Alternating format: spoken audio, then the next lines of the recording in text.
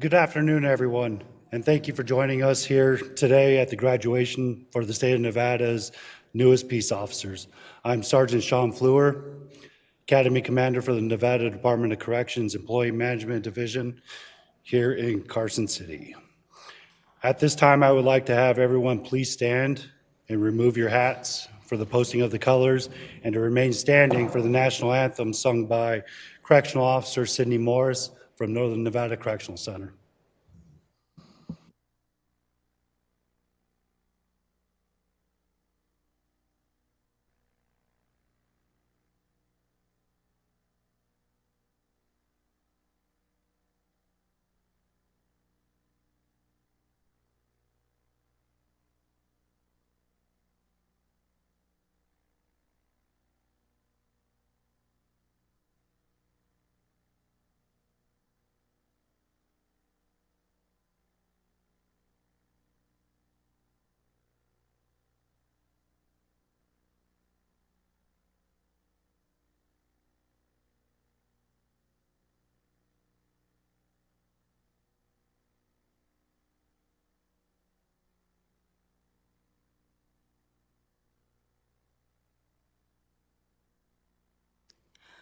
Oh, say, can you see by the dawn's early light what so proudly we hailed at the twilight's last gleaming, whose broad stripes and bright stars through the perilous fight o'er the ramparts we watched were so gallantly streaming, and the rocket's red glare, the bombs bursting in air, gave proof through the night that our flag was still there. Oh, say does that star-spangled banner yet wave for the land of the free and the home of the brave?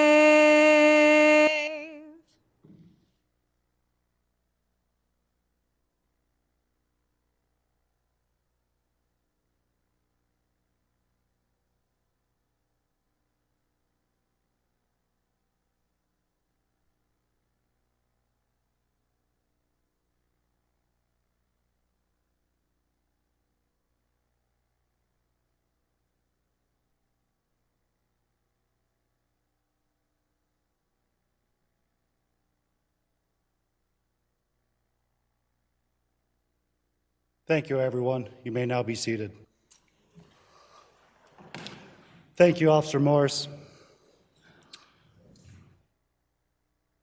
Now, I would like to introduce our graduating class. Class, are you mentally prepared to accept your duties as Category 3 Peace Officer? Sir, yes, sir! Class, are you physically prepared to accept your duties as peace officer? Sir, yes, sir! Cadets, right, face, forward, march.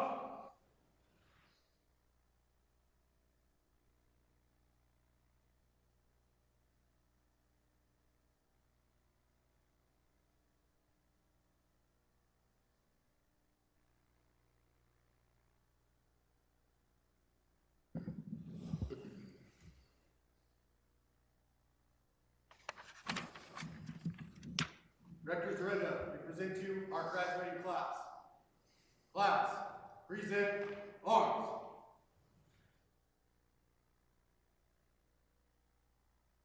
Class, order arms. Senior Officer Zufelt, Senior Officer Orantes, Officer Omler, Is this class prepared to become peace officers today? Sir, this class is mentally prepared to accept their duties as Category 3 peace officers. Sergeant, this class is physically prepared to accept the duties as peace officers. Sir, this class is fully prepared. Senior Zufelt, Senior Arantes, Officer Almler, I want to express my heartfelt appreciation for your tireless dedication, countless hours, and steadfast commitment in preparing these cadets for their roles as correctional officers. Your professionalism, consistency, and passion for training has been exemplary throughout this journey. You have invested your time, energy, and expertise into shaping this class, and the outcome is a direct reflection of your efforts. You may now retire.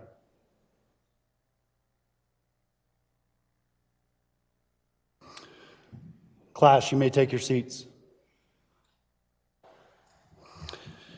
It is now my pleasure to introduce our distinguished guests. NDOC Director James Arenda. Deputy Director of Operations Brian Williams.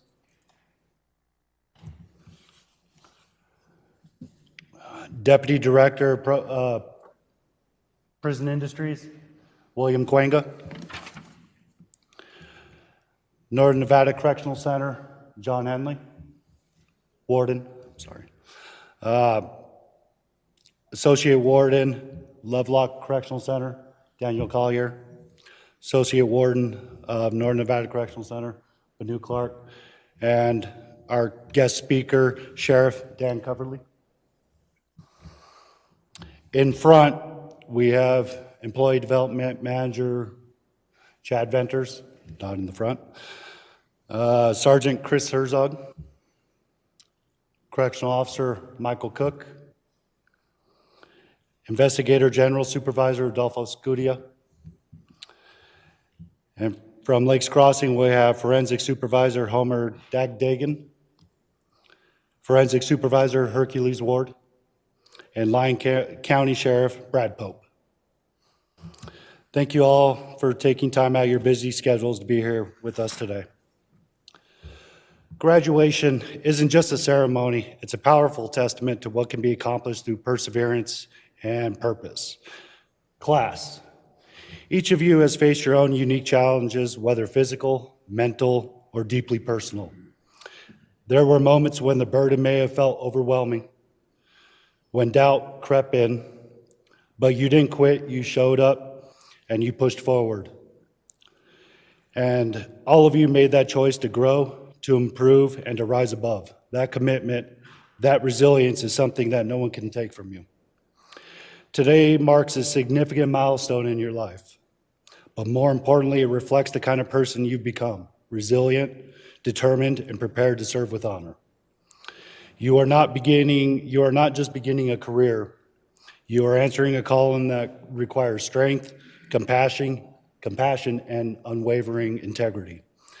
My training staff and I have witnessed your growth not just in skill, but in confidence and character. We could not be prouder of each of you. I know your families and loved ones feel the same.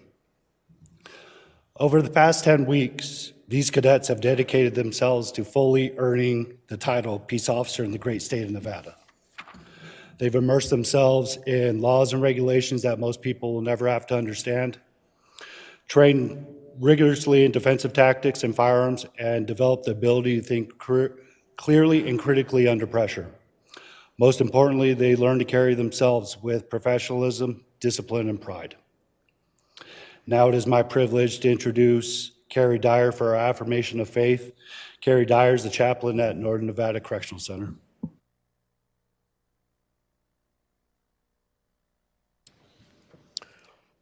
Cadets, let me be the first to say congratulations. If you will, bow your head, please. Father, I thank you for each of these cadets here. Lord, the energy and everything they've put into this class, I pray that you would bless them, put safety over them, put a hedge of protection around them. Lord, I also thank you for the teachers and the academy instructors and each of the distinguished guests here and the cadets' family. I pray that you would bless each one of them, give their family and their friends the wisdom and knowledge to know how to help them when they come home and need help. I thank you for your goodness and your mercy. In Jesus' name, amen.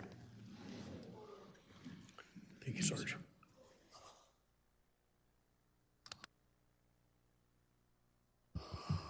Thank you, Chaplain Dyer. Now it is my honor to introduce our guest speaker, Douglas County Sheriff Dan Coverly. Sheriff Coverly was born and raised in Douglas County. He graduated from Douglas County High School in 1988, and he graduated from the University of New Mexico in 1996 with a BA in criminology. Sheriff Coverly has been in law enforcement for over 30 years, starting his career with the Albuquerque Police Department. In 1997, he moved back to Douglas County when he was hired by the Douglas County Sheriff's Department. He worked in every position, every division within the Douglas County Sheriff's Office. He started in the jail, then moved to patrol. He was promoted to investigator in 2001, where he investigated numerous different types of crimes, including child abuse, sexual assault, homicide, burglary, fraud, and narcotics. He promoted to sergeant in 2005, where he worked in the jail, patrol, and investigations. He promoted to captain in 2014 and was a member of the Sheriff's Office SWAT team from 1999 to 2014.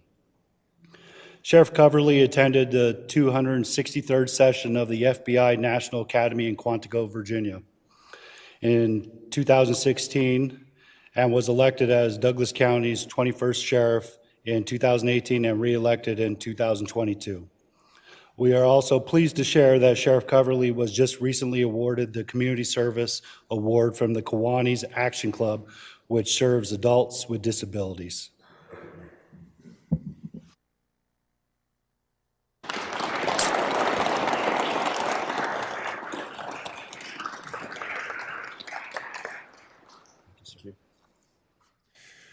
Well, thank you for asking me to come today. Congratulations. Hopefully this is the first step in a long and fulfilling career. I remember when I graduated from the academy, I was excited for two reasons: to be done with the academy and to actually get started doing the job. But there's a couple things that I want you to take with you and to remember always. And the first thing is, remember why you're here. What drew you? What interested you in law enforcement to begin with? Okay, and hopefully, at some part of that, outside of the action and the interest and those types of things, was a willingness or to want to serve your community. Okay, and you guys have a unique opportunity. Being part of the Department of Corrections, not only do you serve the communities in which you live and where you will live, but you have the opportunity to serve the entire state and every county in Nevada. And you do that by watching over, okay, and protecting the rest of us from the worst in our society, okay? They've been sent to you, okay, because they've made a mistake, and it is up to you to house them and to keep them until their sentence is done and they can re-enter society. And hopefully, the wish is that when they come back, they are going to be a productive member of society, all right? And you have a part in that, okay? But the most important thing is that while you're doing that, you keep yourself safe, you keep your partners safe, okay? And you do it with a level of integrity and honor. And you do that by following the training that you've just received, okay? And adhering to the policy and procedures that are laid out for you. The people that you are about to be with 24 hours a day are master manipulators. And they will do everything that they can to put you in a compromising position and get you to do things that you're not supposed to do, but they want you to do. And they are really good at it. They are better than you. But what they don't have is the training and the rules, the policies and procedures that you have to follow. So if all you do is follow those, right? Ask your partners, rely on your supervisors, then you have nothing to worry about and you will be successful. And in turn, your community will be protected, the state will be protected, and that individual, when they are done with their sentence, hopefully comes back, gets released, and is reintegrated into society and is productive and is somebody that we want in our community. Congratulations. I'm very proud of you. This is an important position that you hold, probably more important than people realize. It is not the sexy part of law enforcement, but it is vital. It is absolutely essential to having an ordered and safe society. So thank you for your willingness to serve. Thank you for being here today. Congratulations and good luck.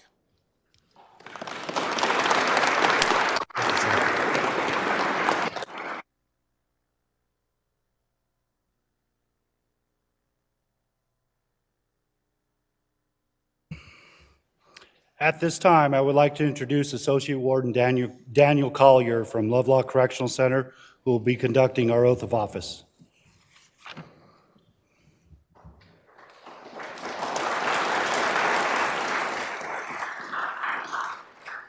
Class, please come to attention. Raise your right hand.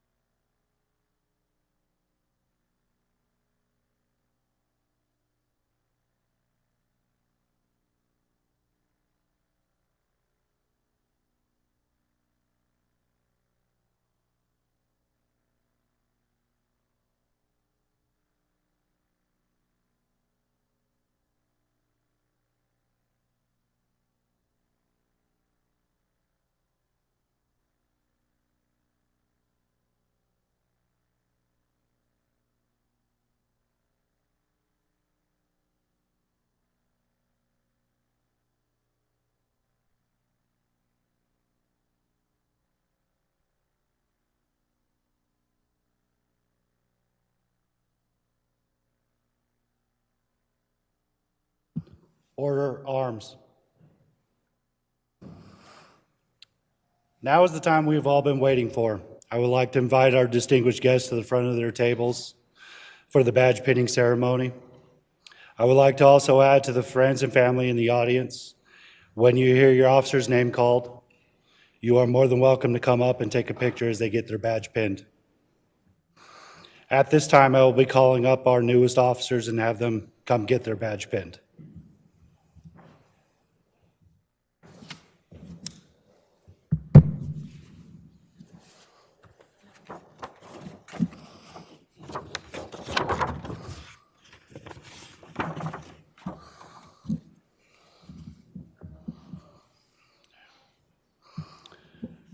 Bianca Tariquez, North Nevada Correctional Center.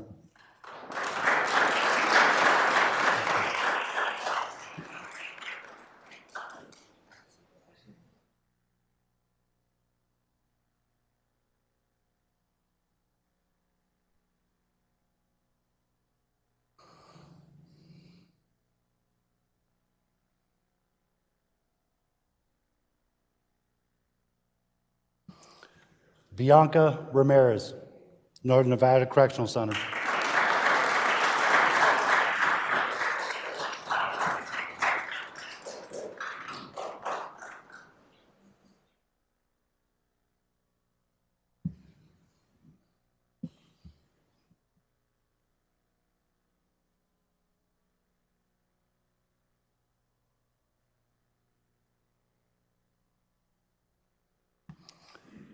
Taylor Jones, Lakes Crossing.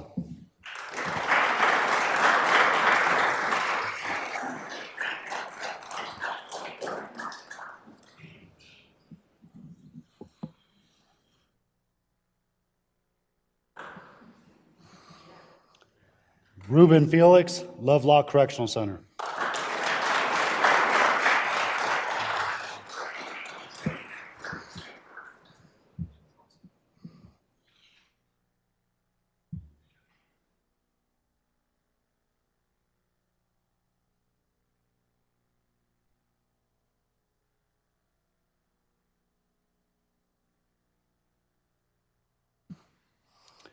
Tanner Tekerdagalis, Lovelock Correctional Center.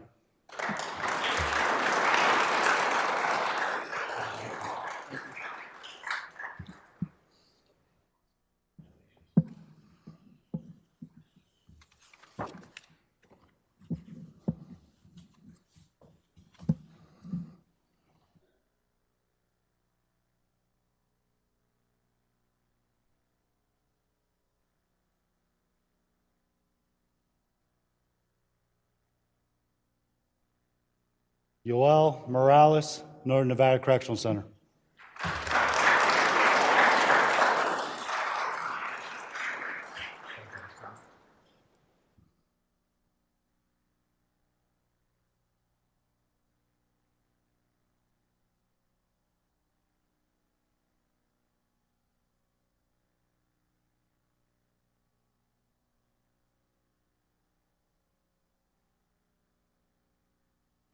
Anthony Parisi, Northern Nevada Correctional Center.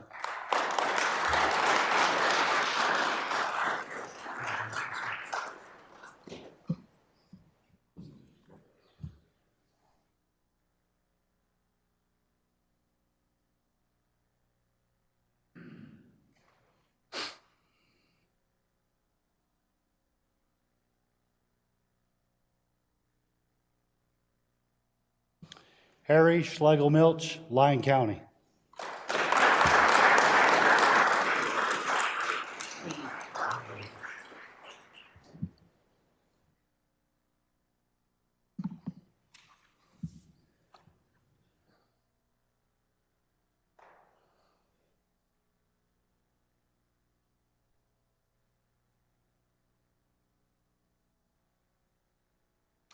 Ryan Carr, Northern Nevada Correctional Center.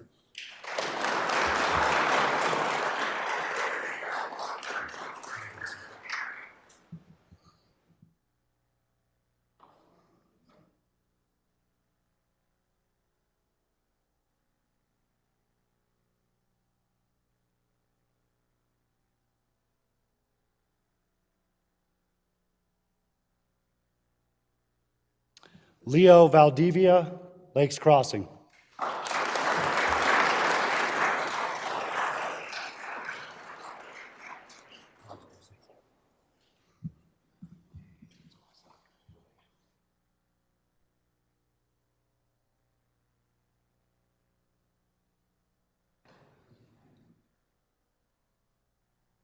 Jerron Benefield, Lovelock Correctional Center.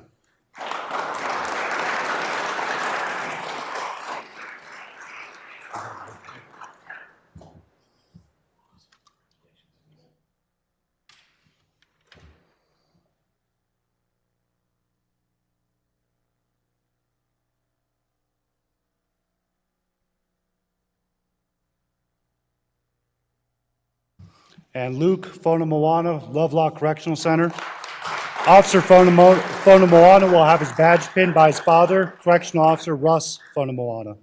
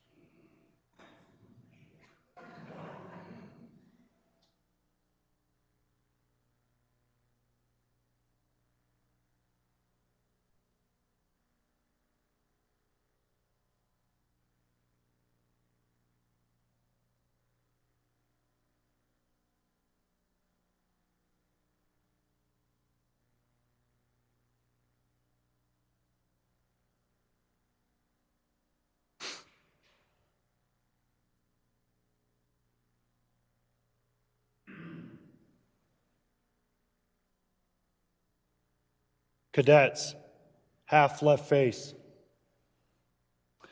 I would like to have everyone please join me in welcoming our newest peace officers in the state of Nevada.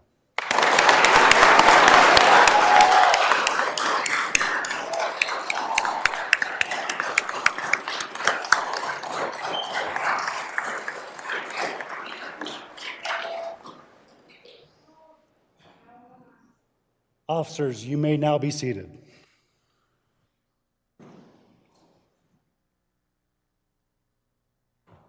Here, can you take this?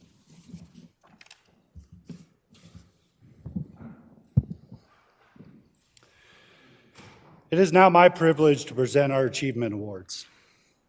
Our cadets qualify with 3 weapons: a Glock 17, a 9mm automatic pistol, a 223 Ruger Mini 14 rifle, and a Penn Arms 40mm launcher.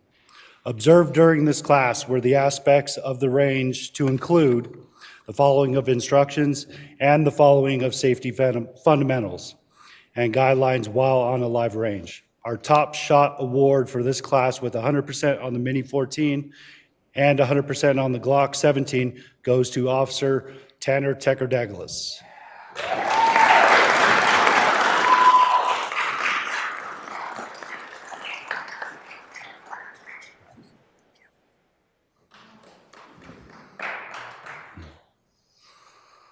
Our students take 8 academic tests and a comprehensive final exam in which they must score at least 80% to pass. These tests are difficult and cover the full range of topics taught in the 10-week program. This group performed very well, achieving an overall average of 93.31%. The top academic award for this class with an overall average of 98.13% goes to Deputy Harry Schlegelmilch, Lyon County.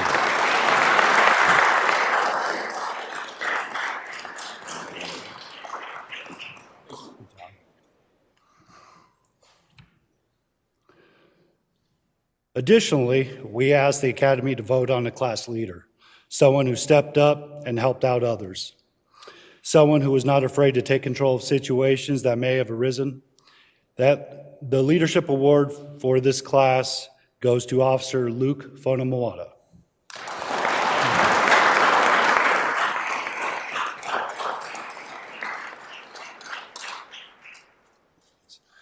At this time, we will have Officer Fonamoana present his class speech.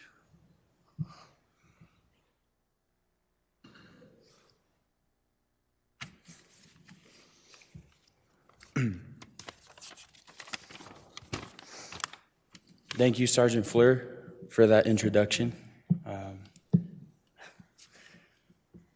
I can recall our first day when we took our PPRT test, and some of us were struggling with even the 300-meter run, only to realize that we had another 1.5 miles to go after that.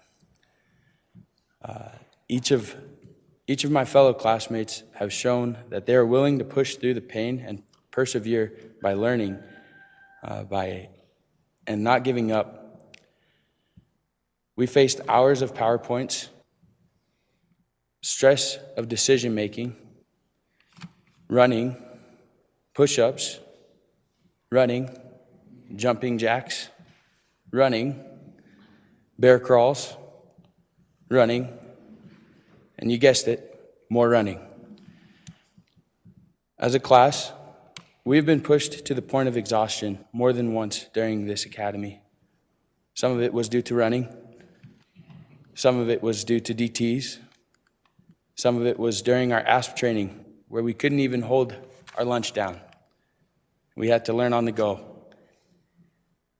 Sometimes it was during our classic Orontes runs in the morning, when we would be expecting to have a uniform check and be able to answer some of the questions prior to for our homework, learning our majors, our minors, and our general write-ups, and sometimes failing to remember them due to a dinner with our mother. But most of us had those times where it was struggling during our OC day, and it was really tough then. But regardless, we all had our times where we would think to ourselves, why are we doing this? And looking around at this room right now, I can see each and every one of my fellow classmates why they do this, why they've chosen to enter into this profession, to take upon themselves the duties of a Category 3 peace officer. I personally, and even on behalf of the class, want to thank each and every one of the Academy staff for all of the hard work that they chose to give, the time, effort, and sacrifice, the knowledge, and willingness to walk us through things multiple times. Because sometimes it's hard to remember the first thing that you've been taught, but it's always good to have a good reminder by doing 20 push-ups or running to the wall and back. I know that my class is ready physically and mentally, each and every one of them. And I'm proud to say that I trust each and every one of them as my backup, as my supporting staff and officers, that if I was in trouble, I could trust each and every one of them. And I hope they can say the same for me. All of these things that I just spoke of, including running, you guessed it, are going to be shown on a short video that will be given to us right now.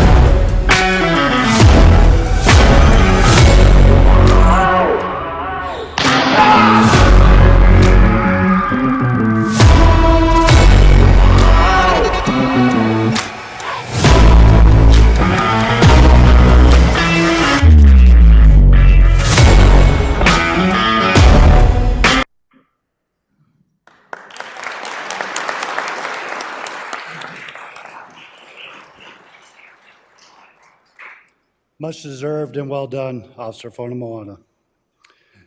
During every academy, we ask our cadets to recognize the instructors who made a meaningful impact on their journey. We are fortunate to have a number of dedicated guest instructors from across the department who contribute their time, knowledge, and experience to ensure our cadets receive the highest quality of training. Many of these instructors show up not only on their scheduled work days, but often on their days off, simply because they believe in the mission and the importance of preparing the next generation of officers. Our academic instructor for this academy is Criminal Investigator 3 Francisco Batista from the Office of the Inspector General. Investigator Batista has been with the department for 13 years. He started his career at Lovelock Correctional Center in 2012 and was there for 7 years. In March of 2019, he took a promotion with the Office of Inspector General as a Criminal Investigator 1 and relocated to Las Vegas, where he served for almost 2 years before transferring to the North Office.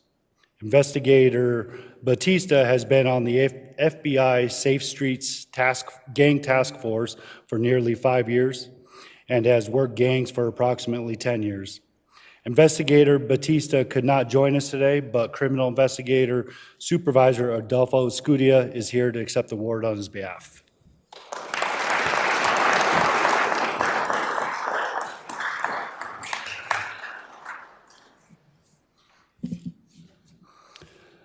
Our tactical instructor for this academy is Officer Michael Cook from Lovelock Correctional Center. Officer Cook has been with the NDOC for 6 years. He was born and raised in Reno, Nevada, and is a U.S. Army veteran. Officer Cook began competing in the Army Combatives program, where he found his passion for instructing, where it followed him over to the NDOC. Officer Cook enjoys being a father, training, and coaching youth sports.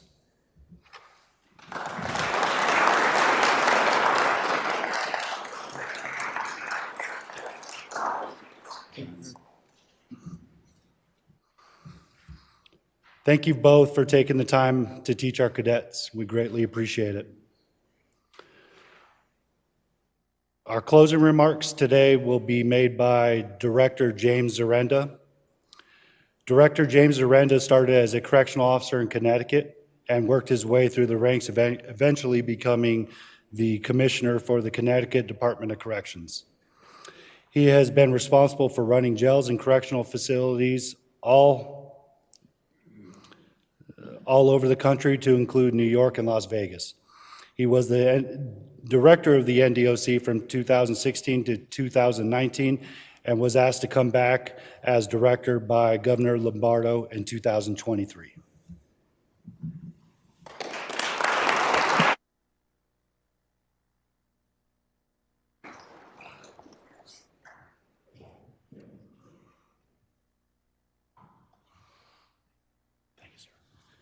All right, first of all, I want to say what an amazing job that the Academy staff did, the Honor Guard staff, and the graduates to prepare for today, because this was amazing and it was really beautiful. Probably one of my best, so I'll remember this one for a while. Really a beautiful job by everybody.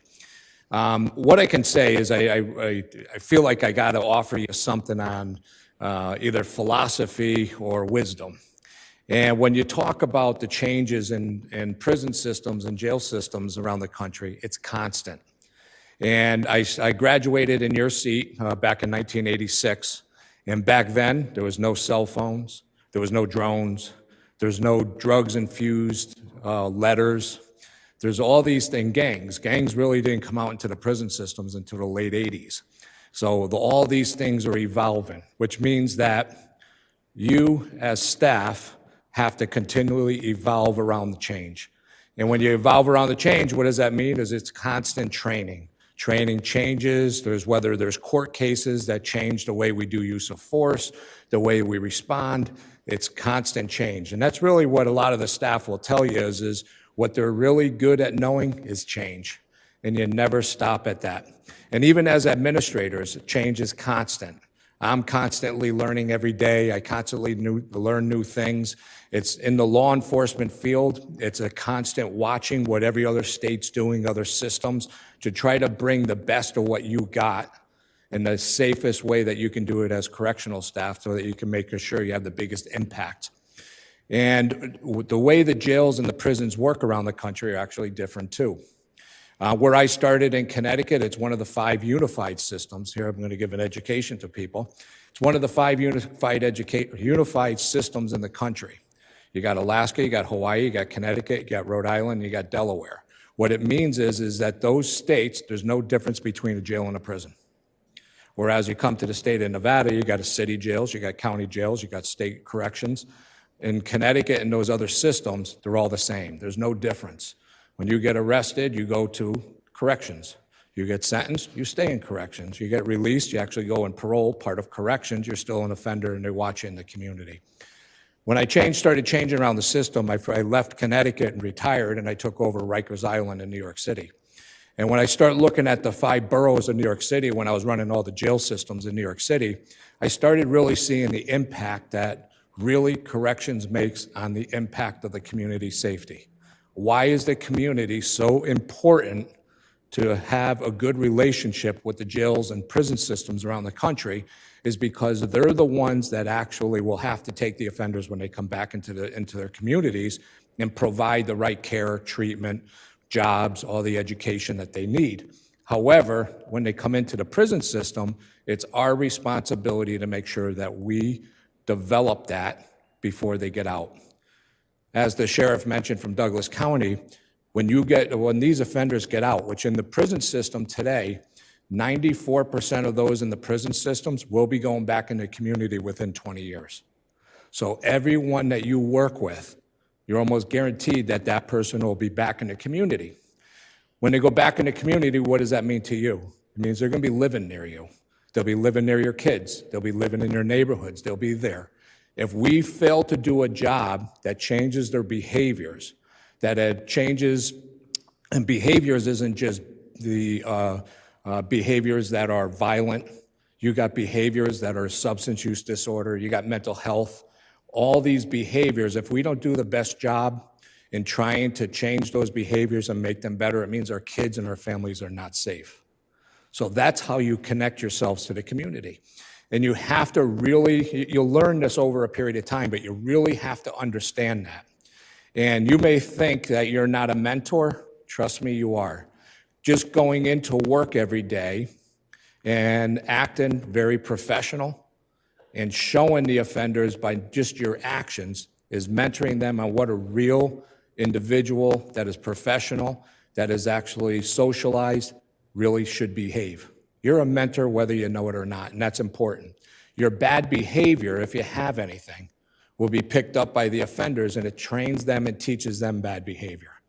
It's important to know that because everything you do every day, you're not watching it, but I guarantee you every offender and that's in your housing unit are watching everything you do. They watch how you act, they look how you dress if you're professional.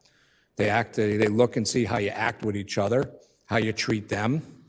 And I know they taught this at the academy, but you got to make sure you treat everyone the same. And if you're treating people professional, you're treating everyone professional. You don't play favoritism because they'll pick up on that. Whatever you do to somebody, you do to everybody. Whatever you give somebody, you have to give to everybody. And the most important thing to do is even the sheriff mentioned it, you have to follow the policies. If you don't follow policies, now all of a sudden you're following a policy, another officer is not. That officer that's following the policy will probably get a lot of slack and problems from the offenders because, well, he did it yesterday. Well, she did it the other day. No, we all follow the same policy because we have to follow that routine. The offenders like routine. They feel better when they're safe. So you make the facility safe by how you act and how you follow procedures. If you make things safe, they feel safer, it brings violence down. And all I could relate it to, I went back when I left here the first time in Nevada, I went back to be county sheriff in New York. And at the time, it was, COVID was just starting. It was literally my first day on the job was the first week that it became a national emergency back in March of 2020. And when I started seeing really how the impact, when you start knowing how your job and your procedures, you start making your fellow employees and your brothers and sisters safe on the job, and they feel safe being with you, and the offenders will too. When you really think of this, here's a little philosophy of my thought about this. If you were coming into jail or prison for the very first time, you've never seen it before, you've only seen it in the movies, you only heard about this. You come in there, if you see housing units, and this is how important it is for order and cleanliness. If you come into a housing unit and you see the place dirty, you see garbage around, you see graffiti, you see dirty walls, it smells in there, it's very loud because you can't even hear because of TVs and people are screaming. The officers aren't even paying attention. They're hanging out in a corner talking to somebody. You come into there, I guarantee you, as a first-timer, you're going to say, I don't know if I can do this. I got to protect myself because I'm in danger. So what do? They start getting their own weapons. They make sure that they're going to protect me because I got to protect myself before someone else does something to me. So now that creates that environment that you just created in that housing unit for everybody in there. Now think of another scenario. Your first time in jail or prison, you come into a housing unit, it's spotless. The officer's walking around, talking to people, observant of everything going on. It's very quiet in there. Everything looks order. I can do this. And when you think of that, when those offenders believe they can do it, they don't have to arm themselves. They don't have to join gangs. They don't have to create those environments that they feel they need to because they got to survive. That's how important your job is. But if you think about that every day, and then also, the last thing I'll tell you is you have to think about what could happen. Never go into a housing unit and believe that, okay, every day I do this, and this. Think of the worst case scenarios in there and know what you're going to do in response. What happens if there's a fire? What do? What happens if there's a fight?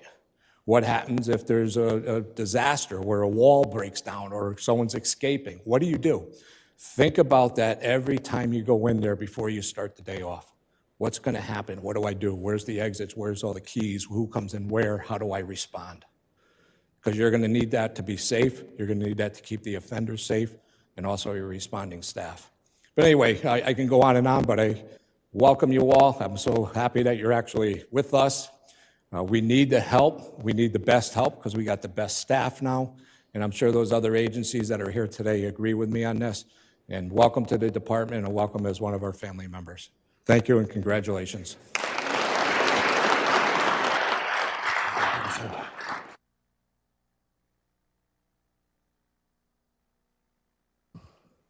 Thank you, sir, for those inspiring words. As we bring this ceremony to a close, I want to take a moment to recognize not only our graduates, but also the families and loved ones who stood by them through these past 10 demanding weeks. Let's be honest, you probably all heard about the early mornings, the endless drills, the long runs, and yes, the complaints that came with them. But you never wavered. To the spouses, parents, children, and friends, thank you. Thank you for your patience and encouragement, for enduring the complaints of sore muscles, the constant retrieval of ice packs, the late nights of endless studying, and the occasional questioning of life choices. Your support has been just as essential to this journey as the training itself. To our graduates, you've earned this moment. Take it in, be proud. But understand this isn't the finish line, it's the starting point. Ahead of you lie long nights, long shifts, sleepless nights, missed holidays, and more overtime than you probably imagined. But with all that comes something greater, purpose. You've chosen a path that demands strength, sacrifice, and integrity. The badge you now wear is more than just a symbol. It is a promise to serve, to protect, and to lead with honor. There will be days when the weight of the job feels heavy, when the stress and the fatigue and the frustration creep in. In those moments, remember you are not alone. Lean on your fellow officers, trust your training, and never forget about the people waiting for you at home, the ones who supported you from day one. Make time for them and take care of yourself too. This profession is not suited for the faint of heart. It is demanding, unyielding, and grounded in reality. You did not pursue this career for its ease, but because of its profound importance. You are now a member of a distinguished fraternity and sorority that upholds the foundation of our justice system, often operating behind the scenes, yet playing an indispensable role. Congratulations, class. Stay sharp, stay strong, and always look out for one another so at the end of every shift, we all make it home. At this time, I would like everyone to please stand for the retrieval of our colors.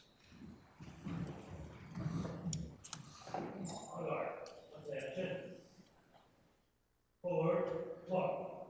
Left, right, left, left, left, left, right, left, left, left,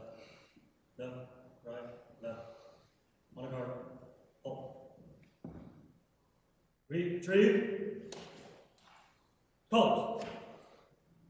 Left. Face. Forward. March. Left. Right. Left. Left. Left. Left. Right. Left. Left. Left. Left. Right. Left. Left. Left. Left. Right. Left.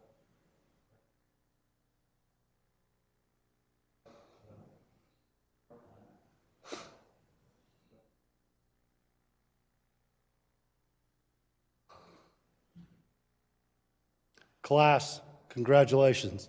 You're officially dismissed.